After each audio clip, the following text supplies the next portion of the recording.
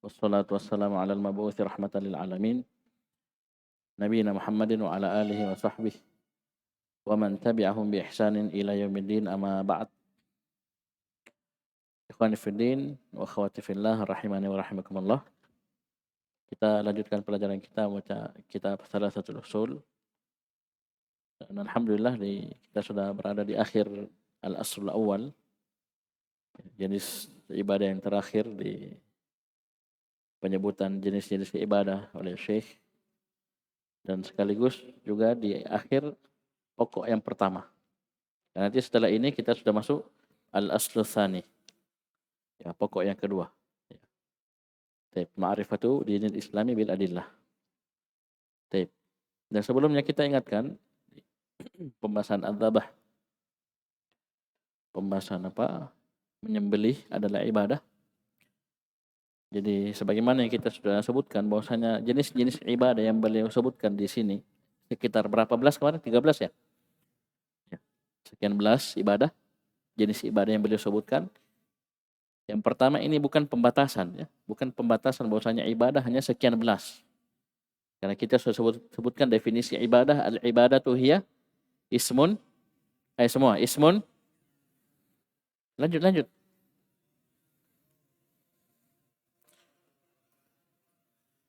Ya, al-zahirati wal batin.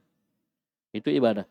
Sebuah penamaan yang melingkup mencakup seluruh perkara yang Allah cintai dan Allah ridhai, baik ucapan maupun perbuatan, nampak maupun tersembunyi.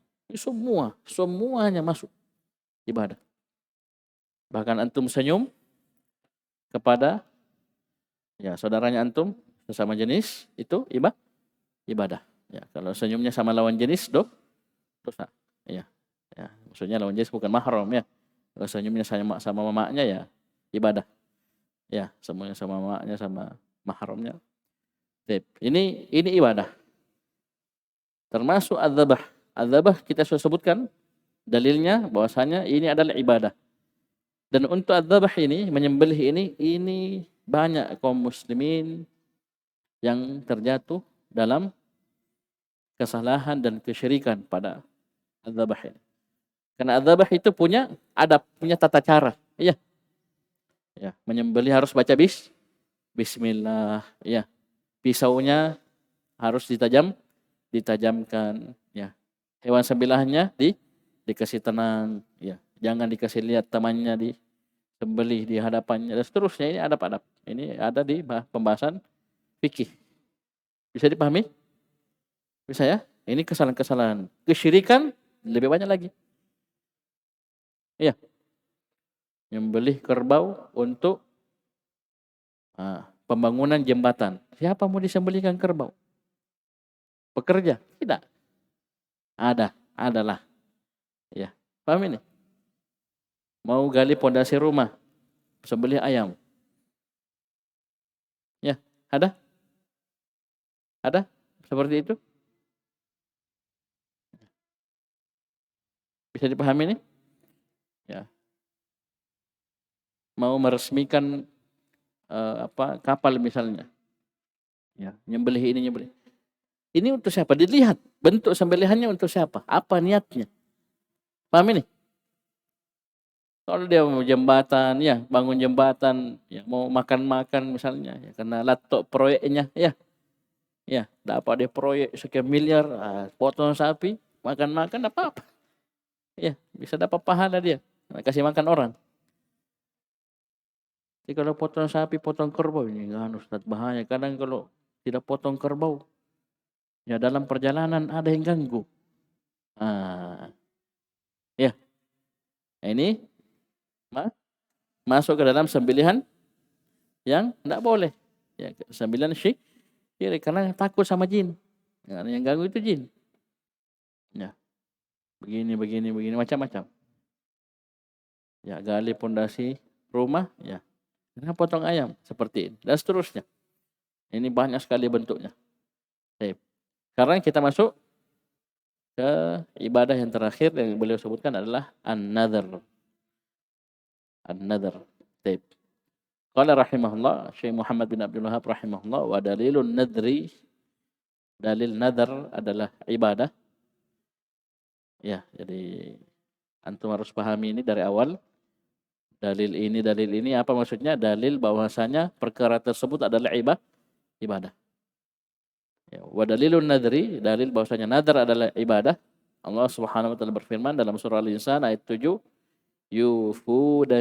yufuna bin nadri wa yakhafuna yawman kana syarruhu mustatira.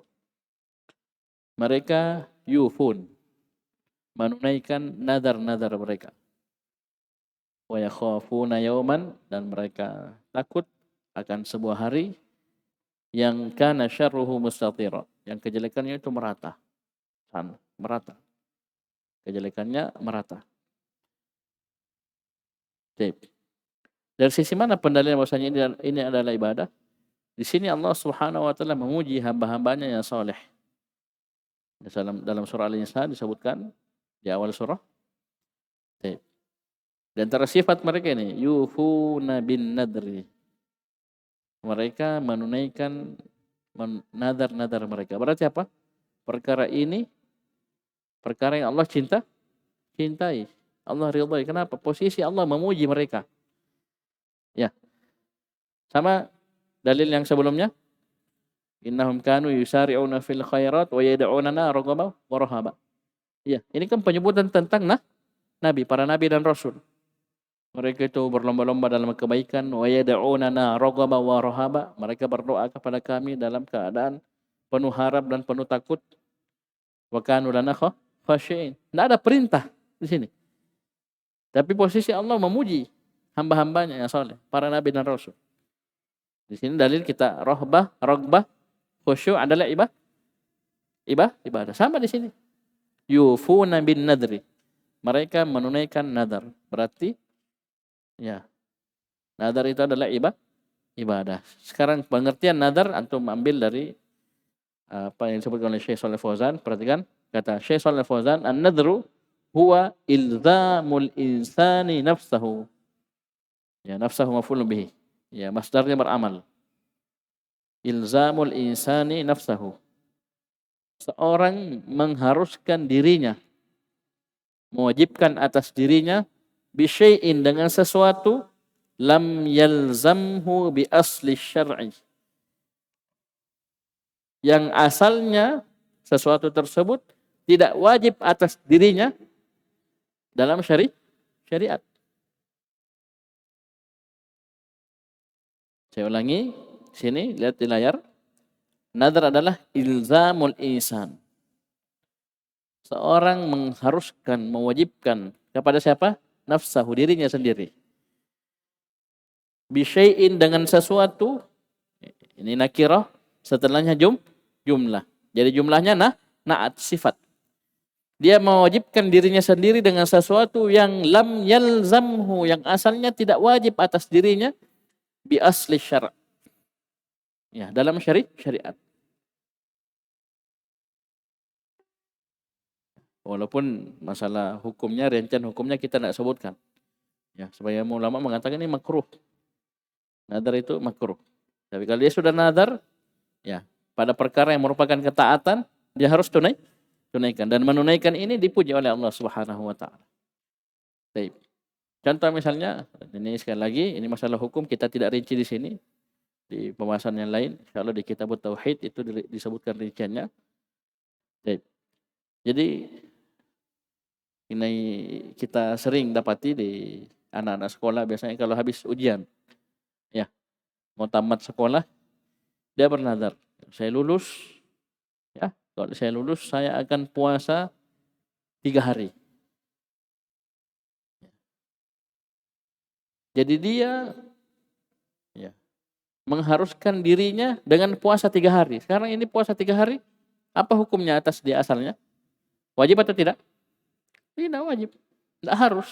Tapi dia yang haruskan dirinya. Cuman di sini bentuk nadarnya ini muqayyad, dia ikat dengan suatu perkara. Kapan terjadi, dia tunaikan nadarnya. Kapan tidak juga.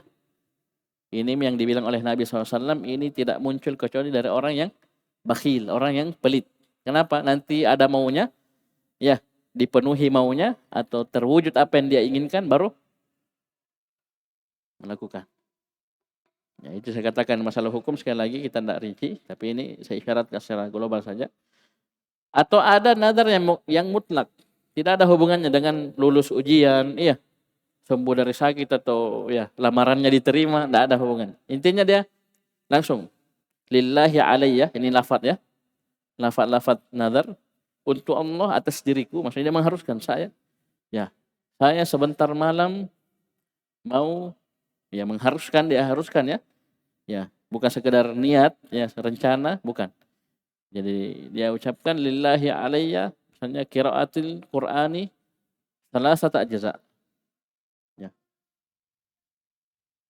Jadi saya bernadar untuk Allah, saya haruskan diriku untuk membaca 3 juz dari Al-Qur'an. Sekarang saya tanya, membaca Al-Qur'an 3 juz wajib? Harus asalnya dalam syariat? Tidak. Tentunya disunahkan, dianjurkan membaca Al-Quran, memperbanyak Al-Quran. Tapi dia mengharuskan, mewajibkan atas dirinya. Dan ini sekali lagi ada lafaznya. Yang dengannya terbedakan dengan rencana kita. Ya, bedakan nadar dengan sekedar azam. Insya Allah, sebentar malam saya akan begadang. Ya, paham ini? Baca 3 juz Al-Quran. Ini sekedar keinginan, niat. Rencana, ya. Kalau nadar memang ada lafaznya, dia, ya, bernadar tanpa ada koid, tidak muqayyad, mutlak. Bisa paham ini? Baik. Ala kulli hal, intinya ketika dia sudah bernadar, perhatikan sini, Syekh contohkan ka'ayyanzira ayyasum. Seperti dia bernadar, ya, untuk berpuasa. Au yanzira ayatasaddaqa bikadza. Atau dia bernadar untuk bersedekah dengan sekian. Kalau dia sudah bernadar, sekali lagi ada lafaznya ya, lillahi alai. Untuk Allah atas diriku. Ya, ini untuk membedakan dengan niat-niatnya kita. Ya, kita berniat insya Allah saya mau hafal Quran, insya Allah sebentar malam saya mau tulis durusul lugha. Ini bukan nadar. Ya, insya Allah besok saya mau bersedekah. Ya, ada kirimanku 1 dos mau datang, saya mau bagi-bagi makanan. Ya, apa itu yang paham ini? Ini bukan nadar. Kalau dia sudah bernadar, ya, fayalzamuhu al-wafa'u binadri. Maka harus dia tunaikan nadarnya. Dengan satu catatan, bukan pada perkara maksiat. Ya. Oleh karena itu beliau bawakan dalil liqaulin Nabi sallallahu alaihi wasallam. Apa dalilnya? Kenapa dikatakan wajib? Hukumnya wajib dia tunaikan nadarnya. Karena sabda Nabi sallallahu alaihi wasallam, "Man nadara ayyuti Allah falyuti'hu." Barang siapa yang bernadar untuk mentaati Allah, maksudnya nadarnya dalam perkara ketaatan, puasa, sedekah, baca Quran, i'tikaf, ya di masjid dan yang lainnya, maka falyuti'hu. Maka harus wajib dia laksanakan nadarnya. Ini muqayyad atau mutlak. Ya, dia ikat nadarnya dengan sebuah perkara atau tidak. Bisa paham ini? Ya sekali lagi ya, ini bedakan dengan keinginan-keinginan, niat-niat kita, cita-cita kita. Bukan. Ini nadar khusus dia, lain lagi ceritanya ya. Baik. Karena kadang ada orang memang dia orangnya semangat, rajin, ya mujtahid, ya talib mujtahid, santri yang rajin. Ya, dia mengharuskan dirinya dengan banyak perkara, ya. Saya harus bangun jam 4, ya.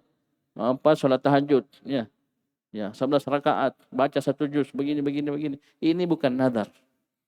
Karena nadar itu ada ketentuannya. Di antaranya itu lafadznya, beda. Ya.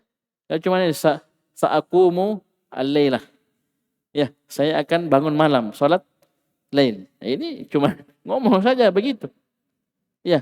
Aduh Ustaz, ketiduran saya. Nah, saya sudah haruskan diri saya. Itu bukan nadar. Ya, cuman tekad keinginan yang kuat, niat untuk bangun salat malam. Kapan dia tidak laksanakan? Ya, tidak masuk melanggar. Bukan nadar. Ya, kecuali bilang lillahi alai. Ini pentingnya kita belajar bahasa Arab. Lillahi alai. Kada. Itu baru nadar. Ya, bisa? Baik. Kata Syekh, wan nadru naw'un min anwa'il ibadati la yajuzu illa lillah.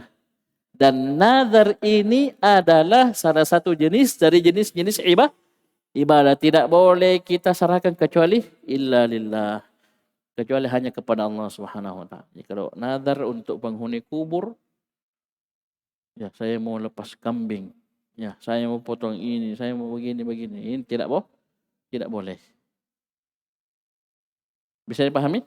Ini nazar, ya, nazar. Ya, bukan sekedar berjanji biasa. Kalau berjanji ya insya Allah saya kasih kau anuku nanti datang kiriman saya kasih kau kirimanku, ya. Kita makan kue sama-sama saya kasih kau satu toples. Ya ini sekedar berjanji. Ini nazar. Ini nazar. Nah, nazar ya adalah ibadah. Perhatikan kata Syekh nih, perhatikan Syekh Fauzan ringkas tapi padat. Faman nadzara liqabrin.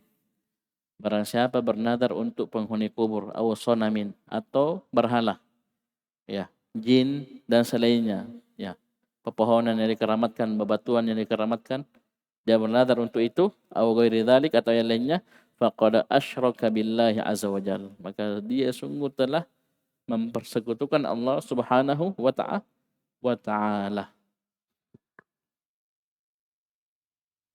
Ini kesyirikan, syirik akbar. Wa huwa nadru ma'asiyatin wa syirkin. Dan ini adalah nadar maksiat dan kesyirikan. Bagaimana hukumnya? Ustaz, saya sudah terlanjur bernadar saya sembelih ayam putih di pohon ini untuk jin, ya, penghuni pohon tersebut. Bagaimana Abdullah? Dia sudah nadar, berarti harus. Dalilnya ini. Perhatikan. Bagaimana kalau kita sudah nadar dengan nadar bentuk seperti ini, kesyirikan, dosa maksiat. Wa qad qala an-nabiy sallallahu alaihi wasallam wa man nadhara ay ya'siyallaha fala ya'sih.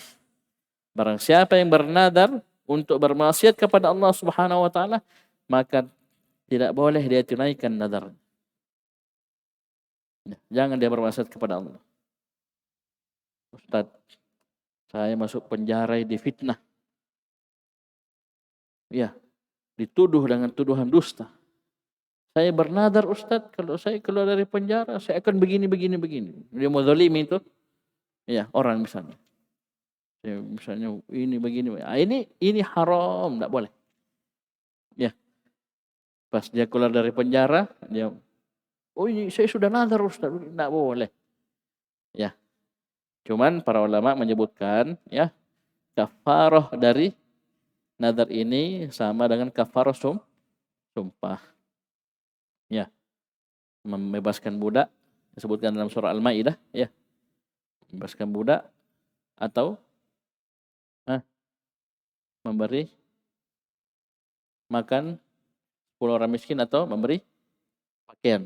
Kalau tidak bisa baru puasa 3 hari. Ya, puasa 3 hari. Ini kalau dia langgar nadarnya, ya. Ya, dia mungkin melihat sesuatu yang lebih baik, dia langgar, tidak laksanakan, maka dia bayar kafarah. Bisa dipahami? Tip. Ini selesai al-aslul awal. Selesai pokok yang pertama dari salah satu usul. InsyaAllah di pertemuan setelahnya kita masuk al-aslul tsani. Jadi di murajaah di ini insyaallah kita masuk pembahasan baru al-aslul tsani ma'rifatu dinil islami bil adillah. Mengenal agama Islam dengan dalil-dalilnya. Sekian subhanakallahumma hamdika asyhadu an la ilaha illa anta astaghfiruka wa atubu ilaik.